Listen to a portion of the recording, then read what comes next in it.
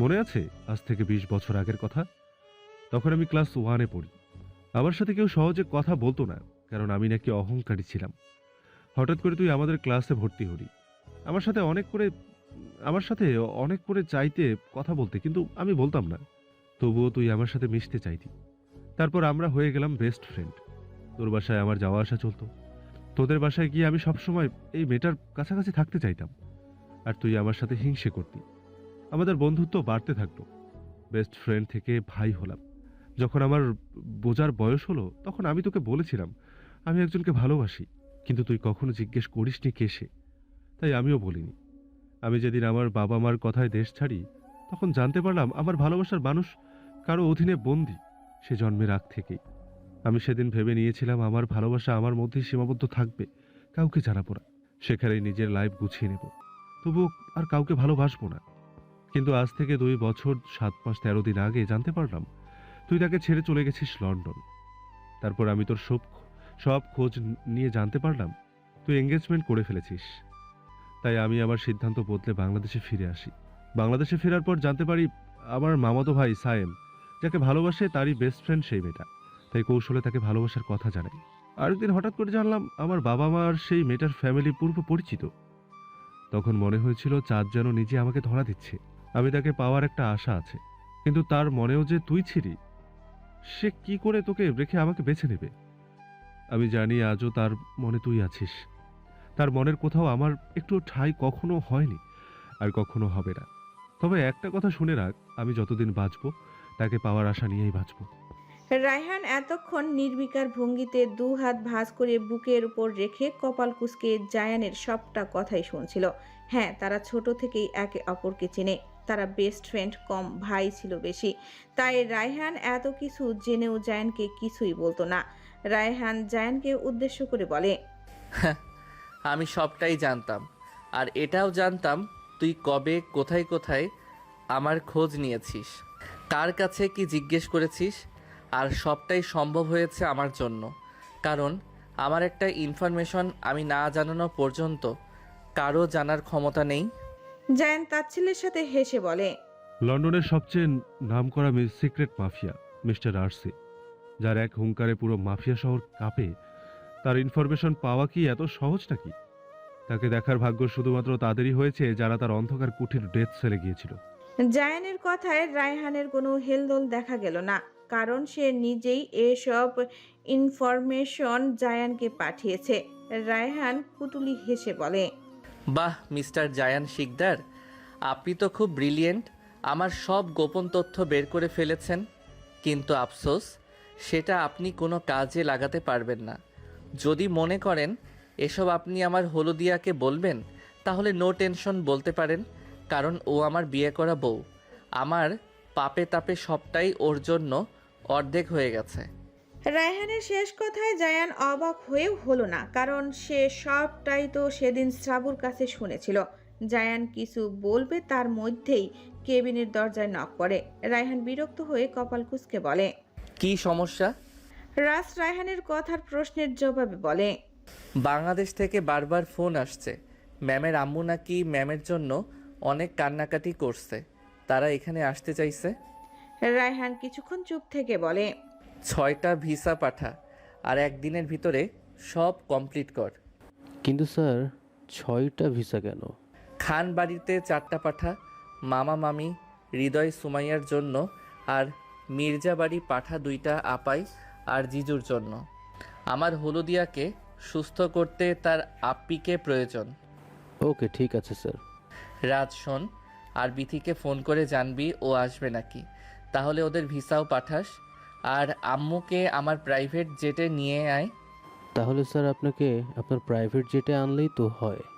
রায়হান কিছু না বলে শুধু চোখ তুলে তাকায়। এতেই রাজের আত্মা বেরিয়ে যাওয়ার উপক্রম। রাজ চট জলদি রায়হানকে বলে, সরি স্যার, আপনি যেটা বলবেন সেটাই করছি।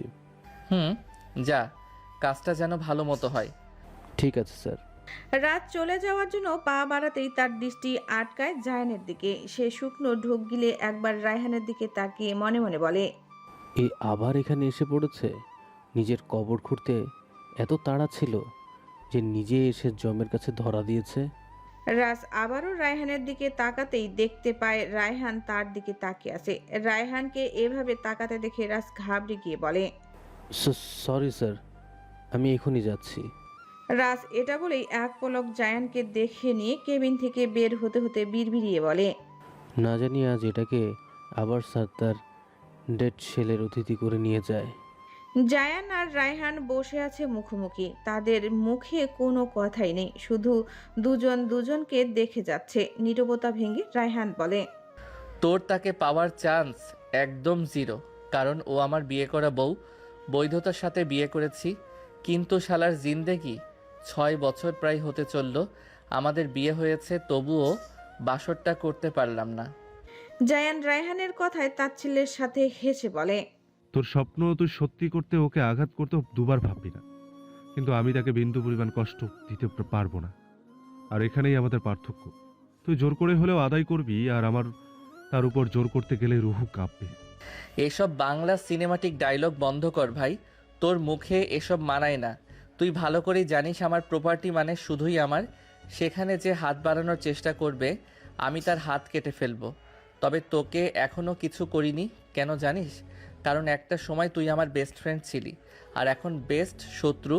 তোকে তো দেখাতে হবে আমাদের রোম্যান্স, তাই তোকে আমি কিছুই করছি না। চিন্তা করিস না, আমাদের রোম্যান্সের কিছু মুহূর্ত তোকে ভিডিও করে পাঠাবো, সেসব দেখে নিজেকে সান্ত্বনা দিস। আর আমার হলুদিয়া সুস্থ হলেই তোকে তাড়াতাড়ি চাচ্চু ডাক শোনানোর ব্যবস্থা করব। ওইসব নিয়ে তুই ভাবিস না। রায়হানের এমন কথায় জায়ান ক্রোধে ফেটে পড়ে, তবুও মুখে কিছু বলতে পারে না। জায়ানকে ক্রোধে ফেটে পড়তে দেখে রায়হান ডেভিল হাসি দিয়ে চলে যায়। সময় বয়ে যায় নিজ গতিতে। আজ প্রায় 2 মাস হলো শ্রাবুর কোনো রেসপন্স নেই।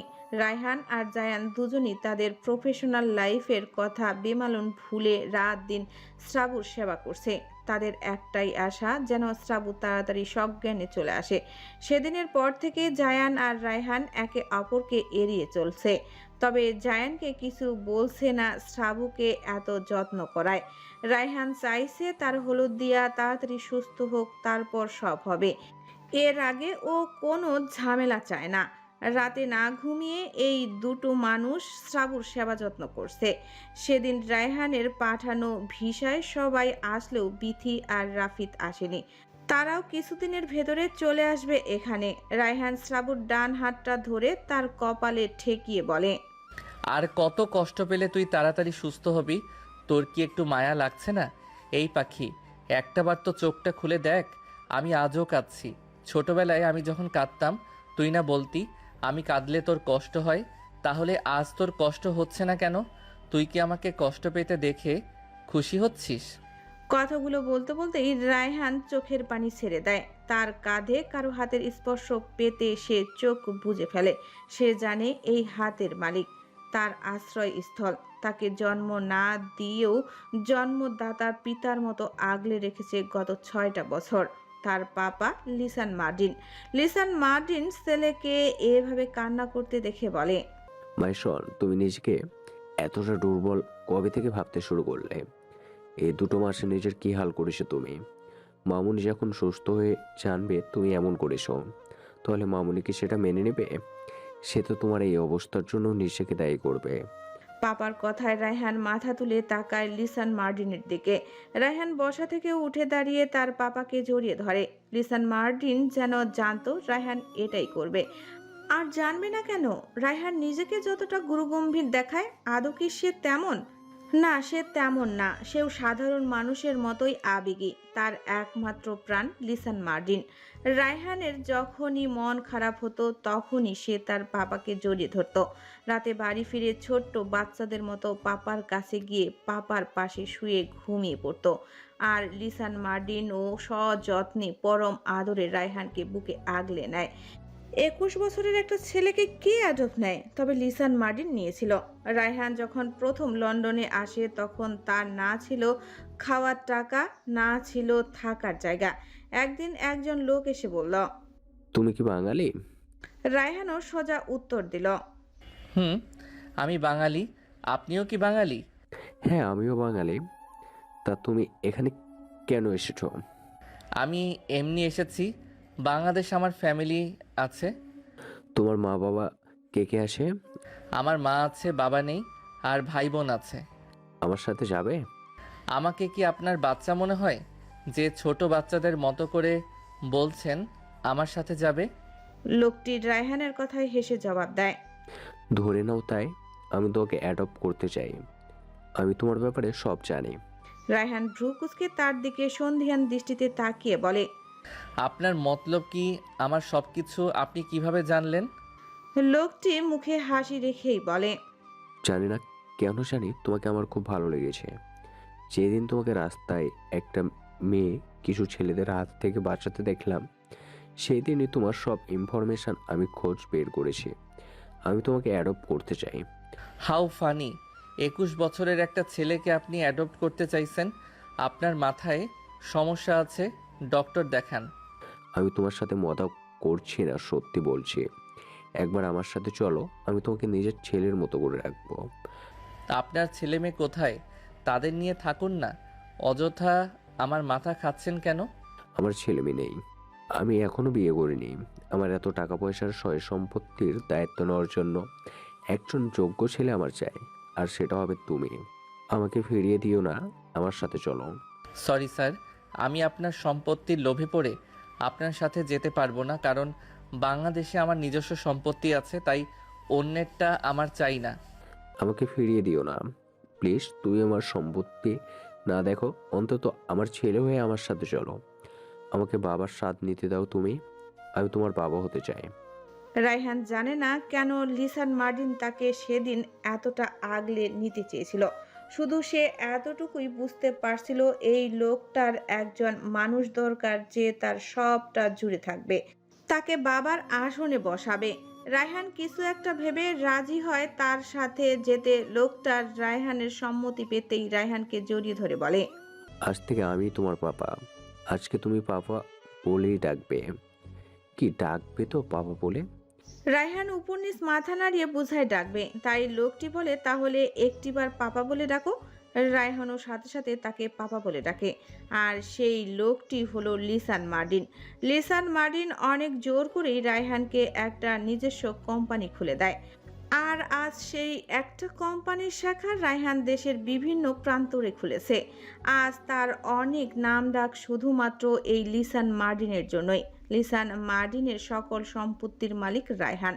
তবে সেটা রায়হান জানে না। জানলে হয়তো সে তার পাপাকে ছেড়ে চলে যাবে, তাই রায়হানকে এসব কিছু জানানো হয়নি। তার মৃত্যুর পর সব উইল রায়হানকে দেওয়া হবে। এতে রায়হান এসব কিছু ছেড়ে দিতে পারবে না। তার পাপার সম্পত্তি তার কাছে রাখতেই হবে। লিসান মার্টিন রায়হানকে জড়িয়ে ধরে বলে, মায়ের সন, তোমাকে আমি রায়হান চৌধুরী থেকে মিস্টার আরশি করে তুলেছি নিজের আবেগ সামলানোর জন্য। তোমাকে এতটা অসহায় হতে আমি দেখতে পারছি না। মায়ের শান, তুমি নিজেকে গুছিয়ে নাও। তোমার পাপা তোমার পাশে আসে।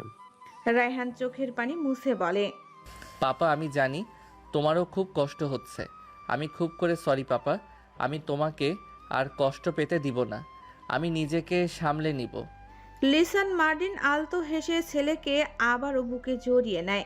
তাদের কথার মাঝেই কেবিনে প্রবেশ করে মুক্তার খান, মরিয়ম বেগম, হৃদয়, সুমাইয়া, সাইফুল, সূর্য। তাদেরকে দেখে রায়হান সোজা হয়ে দাঁড়িয়ে চোখ মুছতে মুছতে বলে, তোমরা এত সকালে চলে এসেছো? মরিয়ম বেগম এগিয়ে এসে রায়হানের মাথায় হাত রেখে বলে, আব্বু তুমি কাঁদছো কেন? আমার আব্বুকে তো কান্না মানায় না। আমার আব্বু তো দুর্বল না, তাই না? তাহলে কাঁদছো কেন? না মামি, এমনি কিছু হয়নি। তোমরা বসো, আমি একটু বাইরে থেকে ঘুরে আসি। আব্বু নাস্তা খেয়ে নাও। না মামি, এখন খিদে নেই, পরে খাবো। রায়হান এটা বলে দ্রুত পায়ে কেবিন থেকে বেরিয়ে যায়। তার যাওয়ার দিকে তাকিয়ে সবাই হতাশার নিঃশ্বাস ফেলে। হৃদয়ের কিছু একটা মনে পড়তেই সেও রায়হানের পিছু পিছু দৌড়ে কেবিন থেকে বেরিয়ে যায়। আর এইদিকে লিসান মার্টিন, মুক্তার খান, সাইফুল কথা বলে। সূর্য শ্রাবুকে যখনই দেখতে আসে তখনই কান্না করে। এই যে এখনও করছে। তাই তো তাকে কেউ হসপিটালে আনতে চায় না। মরিয়ম বেগম নিজেকে শক্ত করে নিয়েছে, তাই তার মন কাঁদলেও চোখে পানি আসতে দেয় না। রেহেনা বেগম শ্রাবুর জন্য সারা রাত কান্না করতে থাকে। খান বাড়িও আজ প্রাণহীন হয়ে পড়ে আছে। ফাতেমা বেগম বারবার ফোন দিতেই থাকেন। খানবাড়ির আবার কবে প্রাণ ফিরে আসবে সে আশায় বসে আছে খানবাড়ির প্রত্যেকটা সদস্য। রাত 11টায় নিঃশব্দে কেবিনে প্রবেশ করে জায়ান। তার চোখে মুখে অপরাধ বোধের ছাপ। সে এগিয়ে যায় শ্রাবুর কাছে। শ্রাবুর দিকে এক দৃষ্টিতে তাকিয়ে থেকে চোখের পানি ফেলে। ছেলেদের কান্না মানায় না, অথচ একটা মেয়ের জন্য আজ দুটো ছেলে অঝোর ধারায় কান্না করছে। জায়ান একটা চেয়ার টেনে এনে শ্রাবুর মাথার কাছে বসে। মাথায় এখনো ব্যান্ডেজ, হাতে পায়ে ব্যান্ডেজ খুলে দেওয়া হয়েছে, তবে ক্ষতগুলো এখনো গভীর। গালে আর গলায় দাগগুলো কিছুটা মিশে গেছে। জায়ান একটা দীর্ঘশ্বাস ফেলে বলে, জানো জানেমান, আমি না কখনোই কাঁদিনি, কারণ আমার মা বাবা আমাকে কান্না করার সুযোগটাই দেয়নি। যখন যা চেয়েছি পেয়ে গেছি। আমি যখন প্রথম তোমার কথা আমার মা বাবাকে বলেছিলাম, তারা আমার এক কথাতেই রাজি হয়ে গেছিল।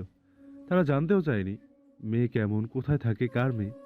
শুধু বলেছিল আমি যার সাথে ভালো থাকবো তাকেই এনে দেবে। কিন্তু আমি কি আদৌ তোমায় পাবো? আমাকে কি ভালোবাসা যায় না? আমি সত্যি অভাগা না হলে তোমাকে পেয়েও কেন বারবার হারাতে হচ্ছে? আমি তো তোমাকে ভালোবেসেছিলাম, তাহলে আজ আমি কেন এত কষ্ট পাচ্ছি? তার কথার মাঝেই কেবিনে প্রবেশ করে হৃদয়। জায়ানকে এভাবে কাঁদতে দেখে এগিয়ে গিয়ে জায়ানের পিছে দাঁড়িয়ে বলে, কাঁদলেই কি সব পাওয়া যায়? যদি সেই জিনিসটা ভাগ্যেই না থাকে। কাঁদলে যদি সব পাওয়া যেত তাহলে অপূর্ণতার গল্প কারো বলতো না।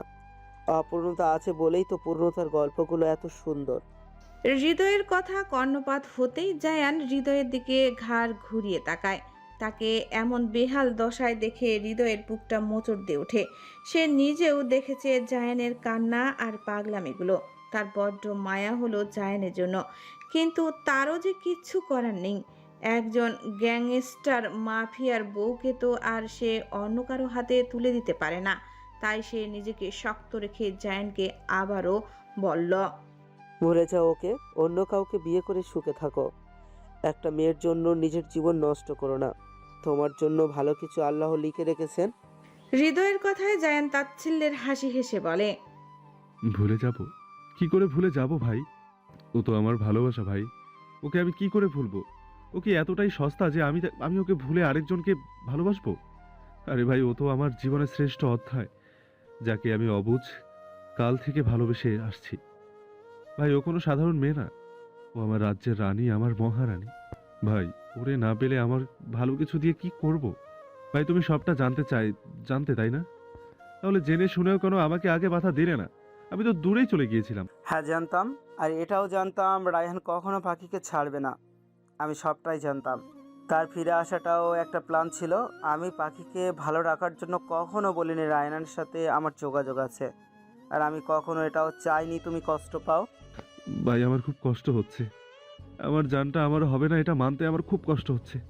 জায়ানের এমন বুক ফাটা আর্তনাদের হৃদয়ের চোখের পানি টলমল করে। জায়ান হৃদয়কে জাপটে জড়িয়ে ধরে বলে, তুমি তো তোমার বোনকে অনেক ভালোবাসো। আমিও তোমার বোনকে অনেক ভালোবাসবো। তোমার বোনকে আমার করে দাও না ভাই। আমার কষ্টটা কি তোমাদের চোখে পড়ছে না? আমার বুকটা ফেটে যাচ্ছে। আমাদের তো বিয়ের কথা ছিল।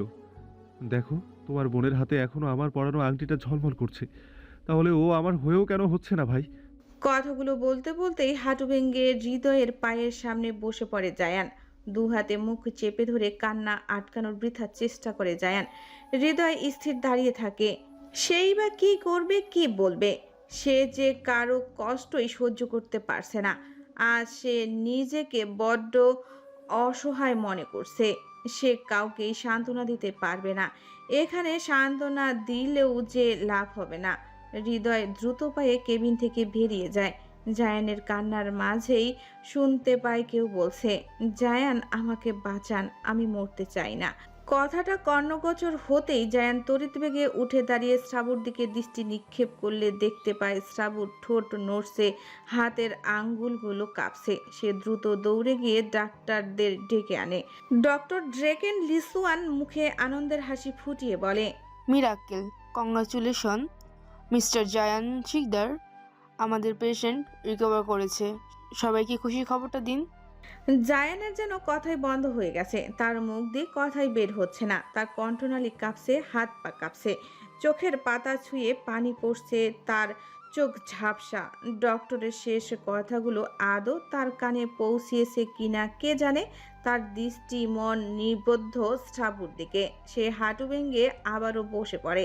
তার মাথায় শুধু ঘুরছে শ্রাবুর বলা কথাটা, জায়ান আমাকে বাঁচান, আমি মরতে চাই না। রাত 12টায় পিট পিট করে চোখ খুলে শ্রাবু। তার চোখের পাতা ভারী হয়ে আছে, চোখ মেলে তাকাতে খুব কষ্ট হচ্ছে, মাথায় প্রচণ্ড ব্যথা অনুভব করছে। বাড়ির সকলে, এখানে উপস্থিত মিতুর বাবা মা, লিসান মার্জিন আর বিথি রাফিতো আছে। তারা আজ বিকেলেই এখানে এসেছে। রায়হান আসেনি এখনো।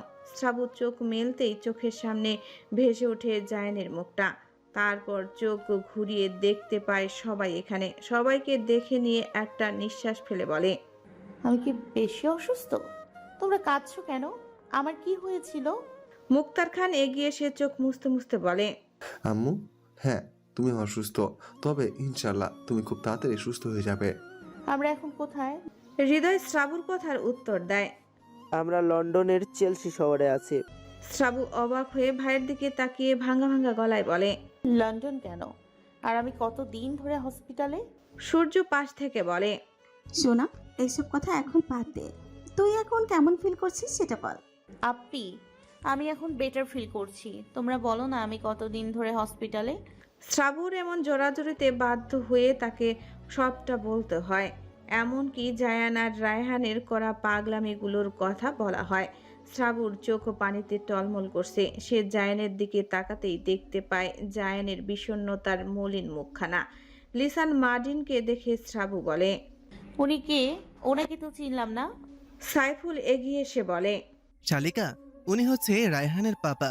ও আচ্ছা, তাহলে সেদিন রায়ান ভাইয়া ওনার কথাই বলেছিলেন জিজু? জি, ওনার কথাই বলেছিল। শ্রাবু কাপা কাপা কণ্ঠে লিসান মার্জিনকে সালাম দেয়। লিসান মার্জিন সালামের উত্তর দিয়ে বলে, মামুনি এত কথা বলে না, তুমি রেস্ট নাও। বেশি কথা বললে তোমার কষ্ট হবে, আর আমি চাই না আমার মামুনির কষ্ট হোক। শ্রাবু লিসান মার্জিনের দিকে তাকে আলতো হাসে। বিনিময়ে লিসান মার্জিনও হাসি দেয়। রেহেনা বেগম এগিয়ে এসে শ্রাবুর মুখে অজস্র চুমু দিয়ে কান্না জড়িত কণ্ঠে বলে, মারে, আল্লাহ আমাদের আর্তনাদ ফেলে দেয়নি। মোনাজাতে আল্লাহর কাছে তোলা হাত আমাদের খালি ফেরাননি মা। শ্রাবু কাপা হাত বাড়িয়ে রেহেনা বেগমের গাল ছুঁয়ে বলে, ফুপি, আমার জন্য তোমাদের অনেক কষ্ট হয়েছে তাই না? দেখো আমি বেঁচে আছি তোমাদের জ্বালানোর জন্য, যে আমাকে বেঁচে থাকতেই হতো। রেহেনা বেগম এবার শ্রাবুকে আলতো করে জড়িয়ে ধরে শব্দ করে কান্না করে দেয়। বিধি এতক্ষণ ভিডিও কলে সবই ফাতেমা বেগমকে দেখাচ্ছিলেন। ফাতেমা বেগমও ফোনের ওপাশ থেকে কান্না করছিল। বিথি ফোনটা শ্রাবুর সামনে ধরতেই শ্রাবু বলে, বড় আম্মু, তুমি আর কান্না করো না, আমি ভালো আছি। আমি খুব তাড়াতাড়ি বাংলাদেশ ফিরবো। হ্যাঁ মা, তুই তাড়াতাড়ি সুস্থ হয়ে ফিরে আয়। আমার এই বুকটা যে তোকে জড়িয়ে ধরার জন্য আকুল হয়ে আছে। শ্রাবু ফাতেমা বেগমের সাথে কথা শেষ করে তার আম্মুকে বলে, আম্মু, আমার মেয়ে স্বামী কোথায়? ওকে তোমরা কোথায় রেখে এসছো? মেয়ের কথায় আলতো হেসে মরিয়ম বেগম বলেন, তোমার স্বামীও এখানে আছে আমাদের সাথে। হসপিটালে আনা হয়নি। তুমি সুস্থ হয়ে বাসায় ফিরে তারপর তুমি তোমার মেয়েকে দেখতে পারবে। তাদের কথোপকথন শেষ হতেই শ্রাবু সবাইকে উদ্দেশ্য করে বলে, সবাই একটু বাইরে যাবে প্লিজ, আমার জায়ানের সাথে কিছু কথা আছে। কথাটা শোনা মাত্রই সবাই সম্মতি দিয়ে উঠে দাঁড়ায়। আর এই দিকে জায়ানের বুক ধুকধুক করছে কোনো অজানা আশঙ্কায়। সবাই এক একে বাহিরে চলে যেতেই শ্রাবু জায়ানকে ডেকে বলে, জায়ান, ওইখানেই দাঁড়িয়ে থাকবেন নাকি এইখানে আসবেন? জায়ান মাথা নাড়িয়ে সম্মতি দিয়ে বলে, আসছি। শ্রাবু আলতো হাসে। জায়ান শ্রাবুর কাছে এসে দাঁড়ায়। শ্রাবু তাকে দাঁড়িয়ে থাকতে দেখে বলে, দাঁড়িয়ে আছেন কেন? বসুন। জায়ান শ্রাবুর মাথার কাছে একটা চেয়ার টেনে বসে। শ্রাবু তার দিকে এক পলক তাকিয়ে বলতে থাকে, আপনি আমাকে ভালোবাসেন জায়ান? শ্রাবুর হঠাৎ এমন প্রশ্নে জায়ান হতবাক হয়ে তার দিকে তাকায়। শ্রাবু আবারও বলে, জায়ান, আপনি কি আমাকে ভালোবাসেন? জায়ান উপর নিচ মাথা নাড়িয়ে বলে, বাসি, অনেক বেশি ভালোবাসি। কতটা ভালোবাসেন আমায়? তোমার প্রতি আমার ভালোবাসার কোনো পরিমাপ নেই। আমি তোমাকে ঠিক ততটাই ভালোবাসি যতটা ভালোবাসলে তুমি আমার নিঃশ্বাসে মিশে গেছো। চাঁদ ছাড়া আকাশটা যেমন শূন্য, তেমনই তুমি ছাড়া আমিও শূন্য। আমি আমার প্রতিটা নিঃশ্বাসের সাথে তোমাকে ভালোবাসি। আমাকে কেন এতটা ভালোবাসেন, যেখানে আপনি জানেন আমি আপনার কখনোই হব না? জানেমান, তোমার হয়তো মনে নেই, আজ থেকে প্রায় 20 বছর আগে তোমাদের বাসায় একটা ছেলে আসতো। সেই রায়হানের বেস্ট ফ্রেন্ড ছিল। সেই ছেলেটা তোমার সাথে থাকতে, খেলতে ভালোবাসতো। সবসময় তোমাদের বাসায় ছুটে আসতো তোমাকে দেখার জন্য। বাচ্চা মনের অনুভূতিটা তখন ছিল অত্যন্ত খেলার সাথী। কিন্তু বয়স সে যে বাড়ে আপন গতিতে। সময়ের সাথে সাথে দুজনেই বড় হতে থাকে। আর ওই ছেলেটার মনে তোমার জন্য ভালোবাসা জন্মালো। সে কাউকে বলতে পারতো না তার ভালোবাসার কথা। হঠাৎ একদিন খবর আসলো ছেলেটার আমেরিকা যেতে হবে। যেদিন সে দেশ ছাড়বে সেদিন সে জানতে পারলো তারই ভালোবাসার মানুষটা জন্ম থেকে আরেকজনের অধীনে।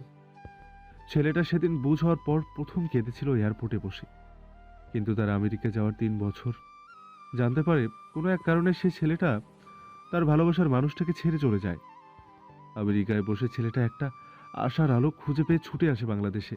তুমি জানো ছেলেটা তোমাকে 2 বছর ধরে ভালোবাসে, কিন্তু না, সে তোমাকে গত 17 বছর ধরে ভালোবাসে। তুমি হয়তো কারো 21 বছরের সাধনা, আর সেই ছেলেটা 17 বছরের সাধনা। আর সেই ছেলেটাই আমি, জিয়ান শিকদার। তোমাকে না পেলে আমার জীবনে বড় একটা আফসোস থেকে যাবে। আর আফসোসটা হবে এটা ভেবেই যে তুমি আমার হয়েও হলে না। শ্রাবু কাঁদছে, তার চোখের কার্নিশ বেয়ে উষ্ণ পানি গড়িয়ে পড়ছে। জায়ান এতক্ষণ কথাগুলো মাথা নিচু করেই বলছিল, যার জন্য শ্রাবুর চোখের পানি সে দেখেনি। জায়ানেরও চোখ ঝাপসা, চোখের পানি পড়ছে কেবিনের সাদা টাইলসে। জায়ান মাথা তুলে তাকিয়ে দৃষ্টি শ্রাবুর দিকে পড়তেই তার বুকটা মোচড় দিয়ে ওঠে। তার জানেমান কাঁদছে, তার যে কান্না করা ঠিক না। জায়ান হকচকিয়ে উঠে শ্রাবুর হাত ধরে কাঁপা কাঁপা গলায় বলে, এই এই জানেমান, কাঁদছো কেন? আমি খুব বেশি কিছু বলে ফেলেছি? প্লিজ জান, কেঁদো না। তোমার চোখের পানি সহ্য করতে পারি না, আমার খুব কষ্ট হয়। ভুলে যান আমাকে জায়ান, আমি আপনার কখনো হব না। আমাকে আপনার হতে দেবে না রায়ান ভাই। আমাকে মেরে ফেলবে তো তবু আপনার হতে দেবে না। জায়ান শ্রাবুর কথায় তাচ্ছিল্যের সাথে হেসে বলে, ভুলে যাওয়াটা কি এতই সহজ জান? দীর্ঘ 17 বছরের স্মৃতি ভুলে যাওয়া কি আদৌ সম্ভব? জানো জানেমান, আমার জীবনের সবচেয়ে বড় ব্যর্থতা কি? আমার জীবনের সবচেয়ে বড় ব্যর্থতা আমার এই এক বুক ভালোবাসা। তোমার হৃদয়ে স্পর্শ করতে পারিনি। আমি আমার শেষ নিঃশ্বাস ত্যাগ করার আগেও এই পৃথিবীর বুকে দাঁড়িয়ে বলবো, আমি আজও তোমাকেই ভালোবাসি জানেমান। আত্মা ছুঁয়ে ফেলেছো তুমি আমার। তোমাকে ভোলা এই জীবনে ভয়ঙ্কর রকমের অসম্ভব। জান, তুমি এটা কখনোই ভেবো না আমি তোমাকে ভুলে যাব। আমি তোমাকে ভালোবাসতাম, ভালোবাসি, আর সারা জীবন এই বুকে পুষে রেখেই তোমাকে ভালোবাসবো। তুমি ছিলে, আছো, আর সারা জীবন তুমি থাকবে এই হৃদয়ের গহীরে।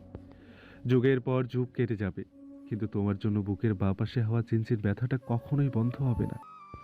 জানো জানেমান, সবাই আমাকে বলে ভাগ্যে না থাকলে নাকি পাওয়া যায় না।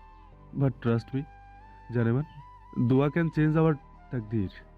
আমার আম্মুর দোয়া আমার মাথার উপর আছে, তাই আমি তোমাকে পাওয়ার যুদ্ধে হাল ছেড়ে পালাবো না। জায়ান আর কিছু না বলে উঠে চলে যেতে নিয়েও পিছু না ফিরে শ্রাবুকে বলে, আমাদের বিয়ের ডেট চলে গেছে, তাই তৈরি থেকে আগামী 2 দিনের ভিতর তোমাকে আমি বিয়ে করব। তুমি আমার বাগদত্তা। আমি তোমার ব্যাপারে কোনো কম্প্রোমাইজ করব না। আমিও দেখি রায়হান চৌধুরী কি করতে পারে। জায়ান আর কিছু না বলে চলে যায়। শ্রাবু চোখের পানি মুছে একটা দীর্ঘশ্বাস ফেলে বলে, আপনি ভুল করছেন জায়ান, আপনি ওনাকে চেনেন না। আপনি যতই ওনার বেস্ট ফ্রেন্ড হন, ও আপনাকেও ছাড়বে না। আপনি বড্ড ভুল করে ফেলেছেন আমাকে ভালোবেসে জায়ান। আজ 2 দিন হতে চলল শ্রাবুর জ্ঞান ফিরেছে, কিন্তু এই 2 দিনে একবারও রায়হান আসেনি শ্রাবুকে দেখতে। তাই শ্রাবুর মন খারাপ হয়, তবুও মুখে কিছু বলেনি শ্রাবু। জায়ানের বাবা মা গতকাল লন্ডনে চলে এসেছে, তাদের আনা হয়েছে, জায়ান আনিয়েছে। আর কথা অনুযায়ী আজ শ্রাবুকে জায়ান বিয়ে করবে। আশ্চর্যের বিষয় হলো শ্রাবুর জ্ঞান ফেরার পর শ্রাবু অনেকটাই সুস্থ হয়ে গেছে। আর সুস্থ হবেই না বা কেন? জায়ান যে দিন রাত এক করে তাকে সেবা যত্ন করেছে। দুপুর 2টায় কেবিনের সকলে উপস্থিত হয়। আজ শ্রাবুর কোনো অনুভূতি কাজ করছে না। সকলে শ্রাবুকে জিজ্ঞেস করছে শ্রাবু কি সত্যি জায়ানকে বিয়ে করতে চায় কিনা। শ্রাবু কারো কোনো কথার উত্তর দিচ্ছে না। সে অনুভূতি শূন্য মানুষের মতো চোখ বন্ধ করে বেডে হেলান দিয়ে বসে আছে। তাই সবাই হতাশার নিঃশ্বাস ফেলে চুপ হয়ে যায়। জায়ান একজন হুজুর নিয়ে কেবিনে প্রবেশ করে। তার চোখে মুখে খুশি উপচে পড়ছে। তার মুখে এত দিন পর হাসি দেখে সবারই ভালো লাগছে। গত 2টা মাস ছেলেটার চোখে পানি ছাড়া মুখে একটু হাসিও দেখেনি। সবাই ভেবেছিল শ্রাবুর বিয়েতে রাজি, তাই কারো বাধা দেওয়ার মানায় না। হুজুর তার নিয়ম মাফিক সব কিছু কাগজে তুলে নেয়। সবার মুখে হাসি থাকলেও রেহেনা বেগম, হৃদয়, সূর্য তাদের মুখ মলিন। রেহেনা বেগম রীতিমতো কান্না করছে। সে তো এই মেয়েটাকে নিজের ঘরের আলো করে নিতে চেয়েছিল, আর সে কিনা অন্যের ঘরের আলো করতে চলে যাচ্ছে। হৃদয় মনে মনে বলছে, ঝড় ওঠার আগে পরিবেশ ঠান্ডা থাকে, তবে কি আসলেই কোনো ঝড় আসতে চলেছে, নাকি রায়ানও চায় পাখি জায়ানকে বিয়ে করুক? তার ভাবনার মাঝে সূর্য হৃদয়কে খোঁচা দিয়ে বলে, এই হৃদয়, আমার ভয় করছে। সত্যি কি শ্রাবু জায়ানকে বিয়ে করবে? সব কিছু তো হয়ে গেল, এখন শুধু কবুল বলা বাকি। তাহলে রায়হানকে এতদিন শুধু শ্রাবুর সুস্থতার জন্যই এত কিছু করেছে? জানি না আপাই, তবে নিশ্চিত থাক কোনো ঝড় আসতে চলেছে। আমি জানি রায়হান বেঁচে থাকতে পাখিকে কারো বউ হতেই দিবে না। পাখি এখনো রায়ানের বিয়ে করা বউ। তুহিন শিকদার কাবিনে জায়ানের এবং তার সমস্ত সম্পত্তি লিখে দিতে বলে। হুজুরও তার কথা মতো সেটাই করে। প্রথমে শ্রাবুকে কবুল বলতে বললে শ্রাবু কিছুক্ষণ চুপ থেকে মুখ খুলে যেই না কবুল বলবে তার আগেই কেউ কেবিনের দরজায় সজোরে লাথি মেরে খুলে বলে। রায়ানের এমন উদ্ভট আচরণে বোকা বনে যায় সবাই। আশ্চর্য নয়নে সবাই একসাথে তাকায় কেবিনের দরজার দিকে। তার এমন অভদ্র আচরণে মুক্তার খান রেগে গিয়ে বলেন, রায়হান, এটা কি ধরনের ব্যবহার? আমার মেয়েকে গালি দেওয়ার তুই কে? মামা, আমি ওর হাজবেন্ড, তাই তোমার থেকে ওর উপর অধিকার আমার বেশি। তাই আমি কি বলবো না বলবো সেটা অন্তত কারো কাছ থেকে জেনে তারপর বলবো না। তারপরে তো দাঁত ফেলে দেব। বেয়াদব, এই শিক্ষা দিয়ে বড় করেছি তোকে। মামা, সিনেমার ডায়লগ বন্ধ করো। আমি এখানে কোনো ডিরেক্টর হয়ে আসিনি যে তোমার সিনেমাটিক ডায়লগ শুনবো। আবার দেখ, তোর ছেলে কতটা বেয়াদব হয়েছে। আমি তোর ছেলেকে এই শিক্ষা দিয়ে তো বড় করিনি। মিস্টার লিসার মার্টিন, তাহলে কি এই শিক্ষা আপনার থেকে পাওয়া? মুক্তার খানের এমন কথায় লিসান মার্টিন জবাব দেয়, আমার ছেলে অন্যায় কিছু করেছে বলে তো মনে হচ্ছে না, বরং ও ওর অধিকার দেখাচ্ছে। এটা কেমন অধিকার? আমার মেয়ে যদি ওর বউ হয়ে থাকে তাহলে 6 বছর আগে প্রমাণ দেখাতে পারলো না কেন? মামা, সরি শ্বশুর মশাই, আমি তখনও বলেছিলাম, আজও বলছি, সেদিন আপনার মেয়ে প্রাপ্তবয়স্ক ছিল না বলে প্রমাণ ছিল না। তার চেয়ে বড় কথা, প্রমাণ আমি কেন দেখাতে পারিনি সেটা আপনি ভালো করে জানেন। তাই বলে যে আজও প্রমাণ ছাড়া আসবো এমনটা তো নয়। রাজভাই, তুই কি এখানে নাটক দেখতে এসেছিস? কাগজগুলো দেখিয়ে দে। রাজ কাগজগুলো এগিয়ে দিতেই সেটা সাইফুল টান দিয়ে নিয়ে নেয়। তারপর কাগজগুলো পড়তে শুরু করে। আর কাবিনের জায়গায় লেখা আছে রায়হান শ্রাবুকে 10 টাকার কাবিনে বিয়ে করেছে। এতটুকু শুনতেই মুক্তার খান রেগে রায়হানের কলার ধরে বলে, বেয়াদব কথাকার, আমার মেয়েকে কি সস্তা মনে হয় তোর? 10 টাকা কাবিনে বিয়ে করিস? আর ওই ছেলেটাকে দেখ, আমার মেয়ের জন্য নিজের সকল সম্পত্তি আর তার বাবার সকল সম্পত্তি নগদ উসুল আনায় দিয়ে বিয়ে করেছে। এসব থার্ড ক্লাস কথা আমাকে শুনিয়ে লাভ নেই শ্বশুর মশাই। বিয়ে যখন করে ফেলেছি তার মানে ও আমার বউ। জায়ান এতক্ষণ চুপ থাকলেও এখন আর চুপ থাকতে পারলো না। সে তেরে সে রায়হানের মুখ বরাবর ঘুষি মেরে বলে, তুই নিজেকে কি ভাবিস? লন্ডনের মাফিয়া গ্যাংস্টার বলে যা নয় তাই করবি, আর আমরা চুপ করে বসে থাকবো?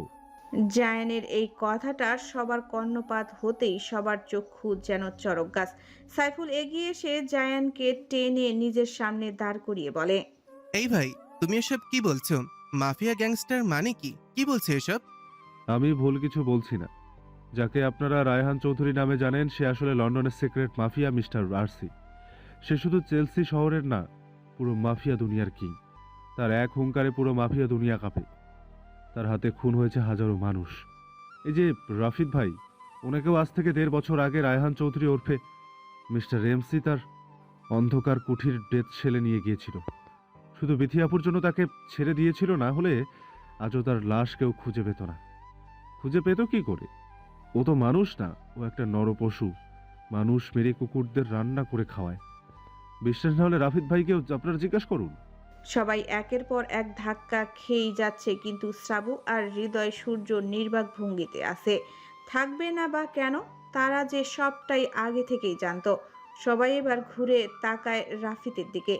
তাদের এভাবে তাকাতে দেখে রাফিদ শুকনো ঢোক গিলে। বিথি রাফিদের কাছে এসে তার দু বাহু ধরে ঝাঁকিয়ে বলে,